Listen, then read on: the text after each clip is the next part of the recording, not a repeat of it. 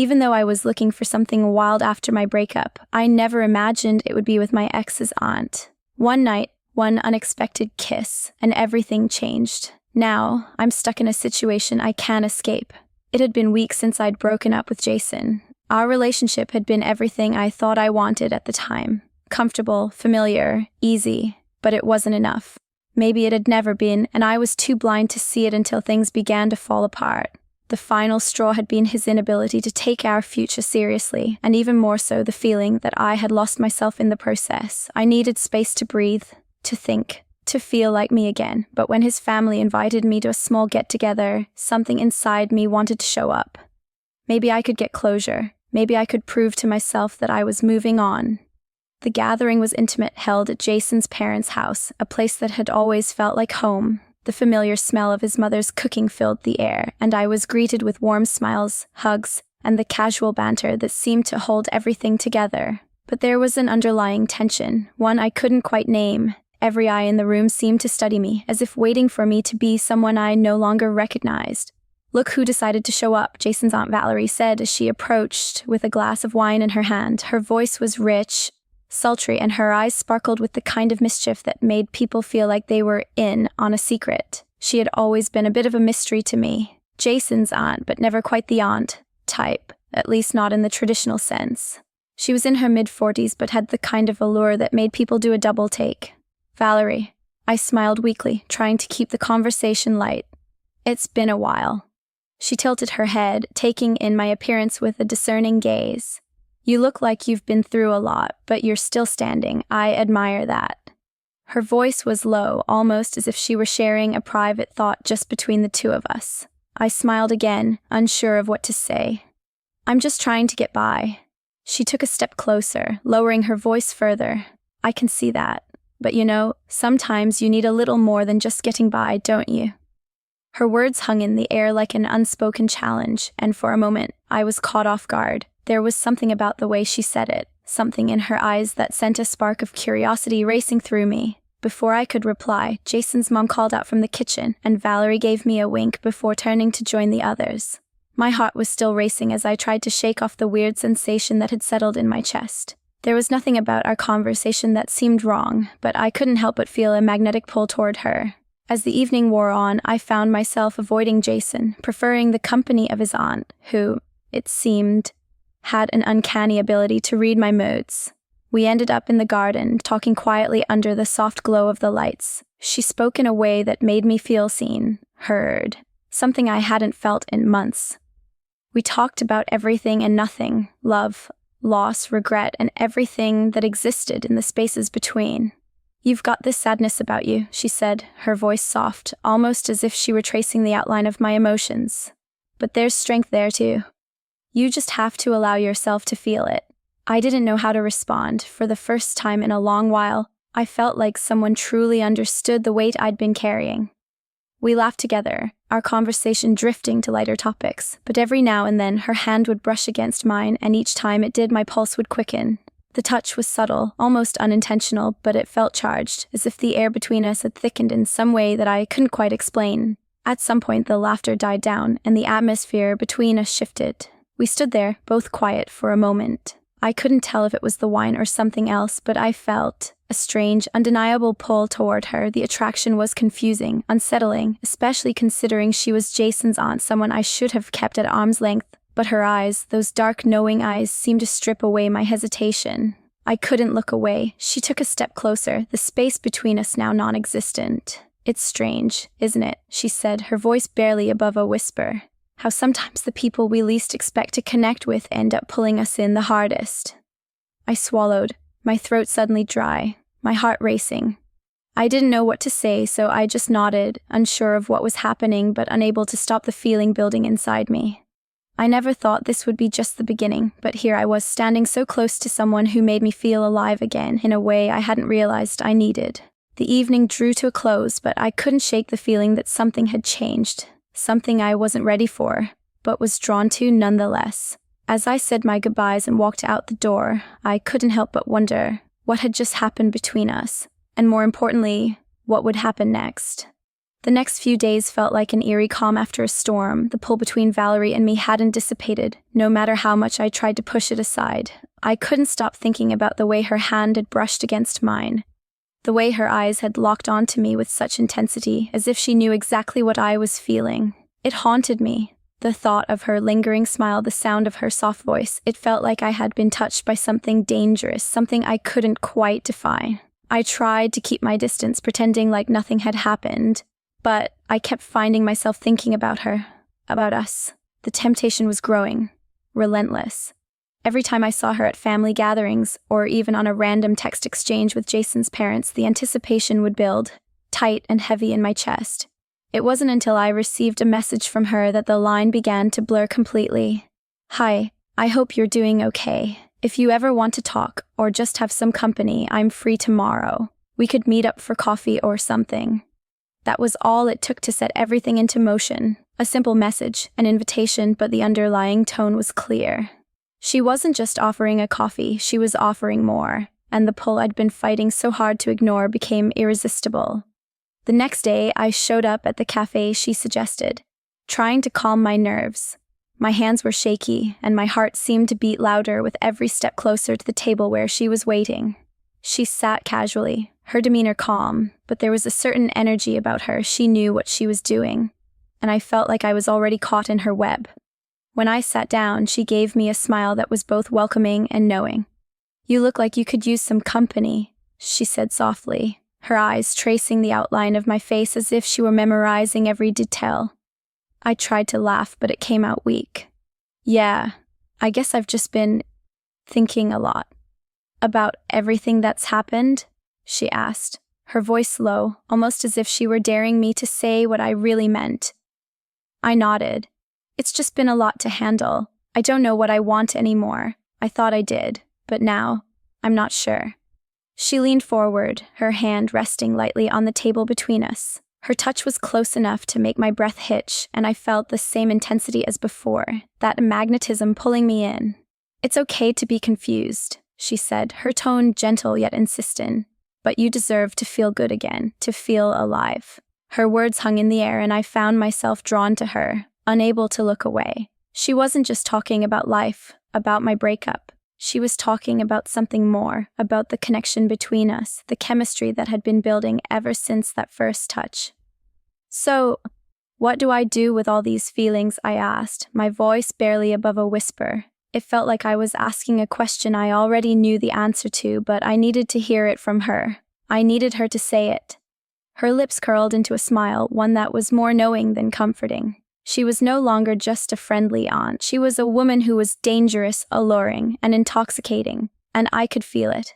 "You feel them, and you let yourself do it without fear," she replied, her voice growing softer. She reached out and gently touched my wrist.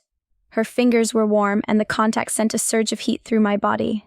"What's the harm in letting yourself explore what's between us?" I froze, her words landing like a confession. The implication was clear. She was suggesting something deeper, something I was terrified to consider. But at the same time, I couldn't deny the pull, the longing that stirred deep within me. "I don't know if I can do that," I admitted, my throat dry. I wanted to pull away, to stop it before it went any further. But even as I said the words, I didn't want to stop. Every inch of my body ached to get closer to her. Valerie's gaze softened, but there was a wickedness in her eyes, a challenge. "Why? Because of what we've both been through?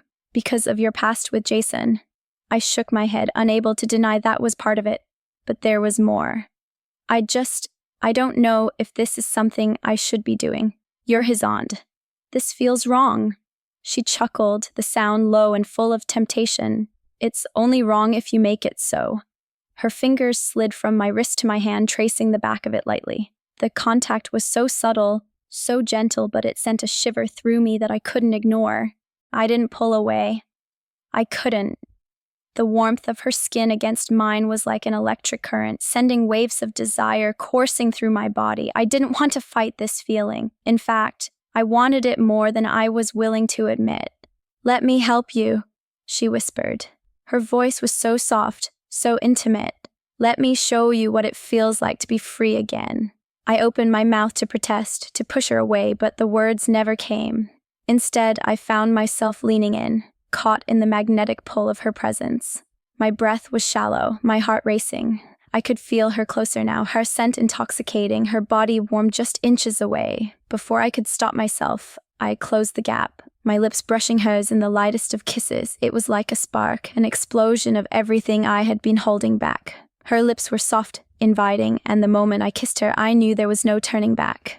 We broke apart just a few inches, both of us gasping for breath, and for a moment I thought I would pull away, that I would stop us before it went too far. But then she reached for me again, her hand tangling in my hair. She kissed me harder, deeper, and I didn't stop her. I didn't want to. The days that followed were a blur of mixed emotions. I couldn't shake the feeling that everything had changed. The kiss, the intensity, the closeness. It wasn't something I could easily forget. Every time I closed my eyes, I saw her face, felt the warmth of her lips against mine, and it haunted me, both in ways that excited and terrified me. I knew I shouldn't have done it. She was Jason's aunt. We were crossing a line that I couldn't undo, but the pull toward her was so powerful, so undeniable that I couldn't ignore it. It was as if she had awakened something inside me, something I didn't know existed, a part of me that I was too scared to face before. We hadn't spoken much after that kiss. She had sent me a message a few hours later, just a simple text. I'm not going to pretend that didn't happen, but I understand if it's something you need to think about. Take your time. I never responded, but I couldn't erase the weight of her words. She had given me space, but in that space, all I could think about was her. I didn't know what to do with myself. The guilt ate at me. My mind constantly swirled with the consequences of what we had started, but the attraction was still there, pulling me in, urging me to act on the emotions I had spent so long suppressing. Then, one night, the opportunity came again. Jason had invited me to his house for a small get-together. His parents were out, and it was just a few of us, him, his friends, and, of course, Valerie. I thought about backing out. The last thing I wanted was to be alone with her, with all the tension between us, but somehow I couldn't stay away. I couldn't stay away from her. When I arrived, Jason greeted me warmly, but I could already feel the subtle change in his behavior, the way he was acting, like everything was normal, like nothing had changed between us. Maybe it was just me, but I felt like I was suffocating. I tried to keep things light, mingling with some of the others, keeping my distance, but all I could focus on was Valerie. Sitting across the room, her gaze locking with mine every time I glanced in her direction. It was a silent, magnetic pull, a tug of desire that neither of us could deny.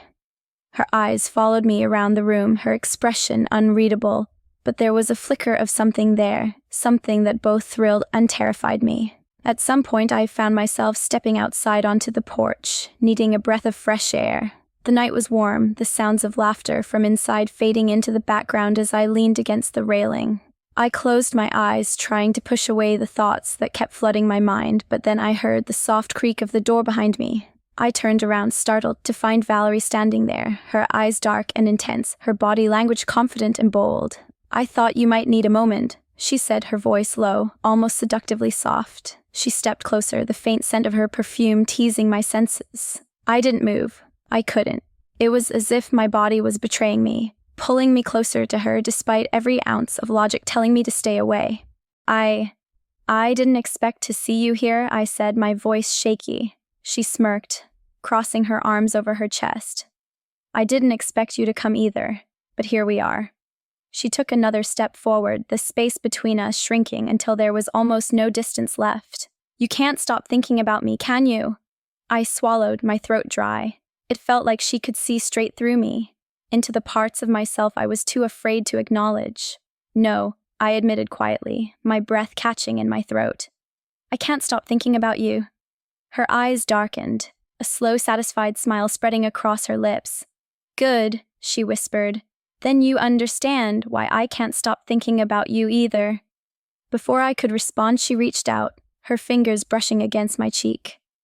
Her touch was gentle at first, but it sent a shiver down my spine. I didn't pull away. I couldn't. My body seemed to move on its own, drawn to her like a moth to a flame. She leaned in, her breath warm against my ear as she whispered, "You want this, don't you? You want me as much as I want you."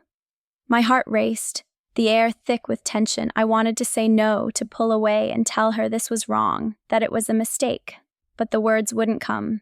The only thing I could do was nod, as if confirming what we both already knew. In that moment, everything else faded away.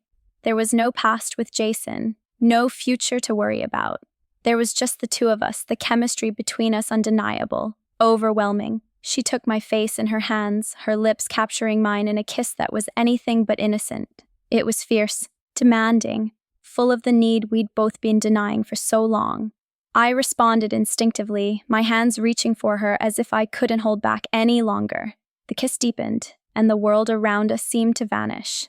There was no guilt, no confusion, just the feeling of her body pressed against mine, the heat between us consuming everything else. She pulled away slightly, her eyes locking with mine as she smiled. "No turning back now," she murmured, her voice thick with desire. I was breathing heavily, my mind racing with the implications of what we were about to do. But there was no turning back, not anymore. She was right, and I was already too far gone to stop. "You're sure?"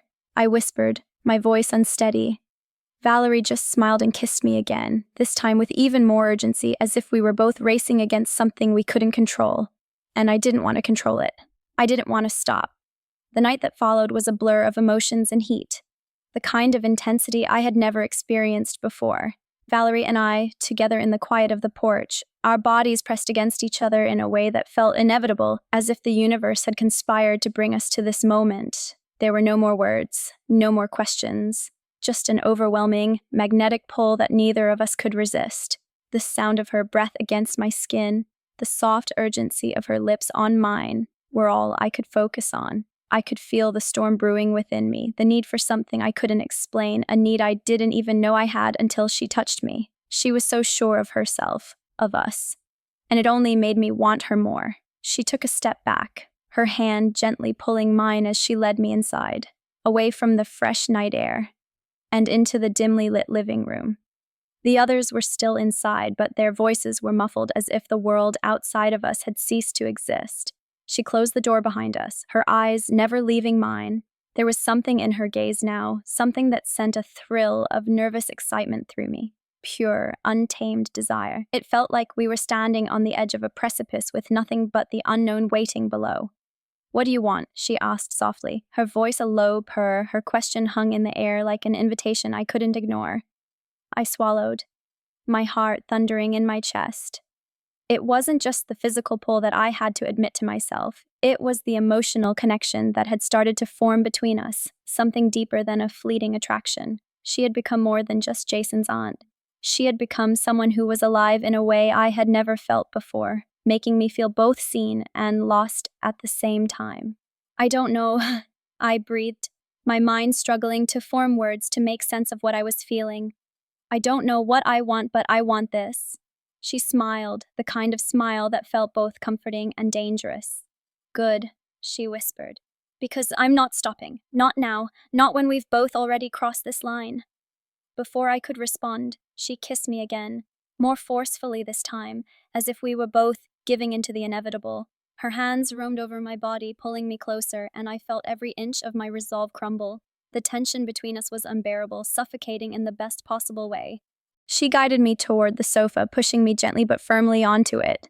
My back hit the cushions, and before I could adjust, she was on top of me, her lips finding mine again with an intensity that left me breathless. Her body pressed down against mine, warm and firm, and for a moment all I could feel was her scent, her touch, her weight.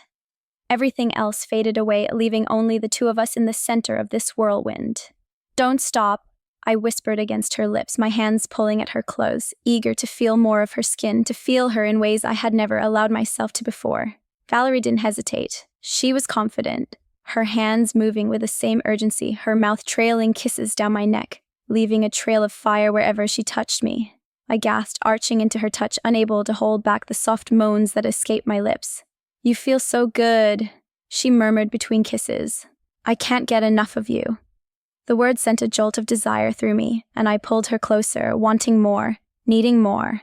There was no sense of shame, no doubt anymore, just raw, unfiltered desire. She moved with such confidence, such control, and I let her take the lead, trusting her in ways I never thought I could trust anyone. As she moved, her hands sliding under my shirt, I felt a momentary hesitation, a pang of guilt, but it was quickly drowned by the overwhelming need to be with her. The pull of her lips, her body, was like gravity, and I had no choice but to follow. She paused for a moment, her eyes locking with mine, her fingers brushing against my cheek as she smiled softly. "Are you sure?" she asked, her voice surprisingly tender, despite the hunger in her gaze. I nodded, my chest rising and falling rapidly, my body a mix of desire and anticipation. "Yes," I whispered. "I'm sure." With that she continued, her hands now expertly pulling off my clothes, and I did the same to her. It felt like a feverish rush, the world outside of us completely irrelevant. My heart was pounding, my mind spinning, but all I could focus on was her warmth, her touch, the way she made me feel alive in a way I hadn't thought possible. When we were both bare, our skin pressed together, she paused once more, her breath heavy, her lips brushing against my ear. "You're mine tonight," she said, her voice low and possessive. The words hit me like a wave, crashing over me, drowning out everything but her. It wasn't just physical. There was something more, something powerful in her claim, in the way she held me so gently, yet firmly. And in that moment, I realized I wasn't just surrendering to her touch, I was surrendering to everything I had kept hidden. The emotions, the desire, the longing, and it felt like the most freeing thing I had ever done.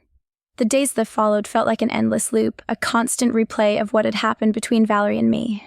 My body ached with the memory of her touch, the way she had kissed me with such fire, like there was nothing to lose. But I couldn't shake the weight of guilt that settled in my chest. What had we done?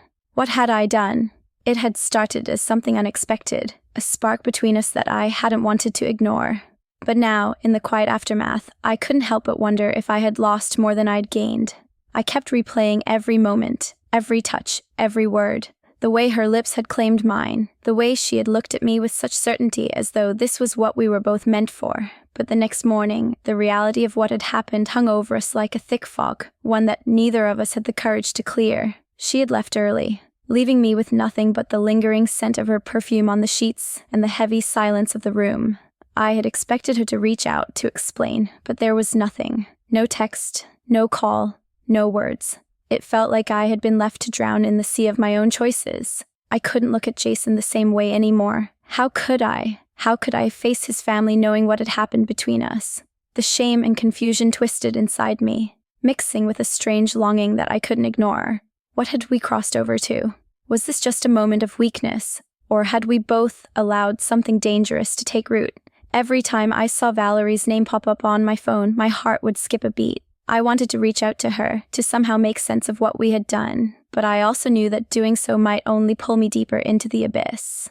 And still, there was this nagging feeling, an addiction to her presence, an addiction to the way she made me feel. I was caught between the emotions of regret and desire, torn between wanting to walk away and wanting to go back for more. I didn't know what to do with myself. Every time I thought I had a handle on my feelings, she would invade my thoughts again, leaving me paralyzed. My heart, my body, they both longed for her, but my mind screamed for me to pull back. I stood at the crossroads, unsure of where to go next. Was I in control? Or had I let myself fall into something I couldn't escape? What are we now? Would things ever be the same again? Or had we shattered something that could never be fixed? I needed answers, but I wasn't sure if I was ready for them.